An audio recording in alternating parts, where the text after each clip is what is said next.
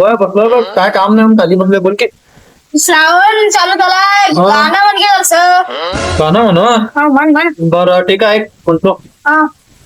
श्रावणचा महिना नाही मटण, घरी गेल्यानंतर बायको घालते करून फोडणीचा भात.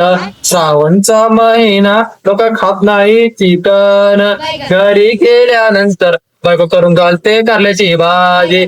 खाऊ नसल्यावर बायको घालते कमरेत लात. श्रावणचा महिना लोक खात नाही मासोळ्या, घरी गेल्यानंतर बायको करून घालते भात वरण. खाऊ नसल्यावर बायको घेते चामुंडीचा अवतार घेतल्यावर घरी चालू होतात भांडण. कसं आहे? बरोबर आहे.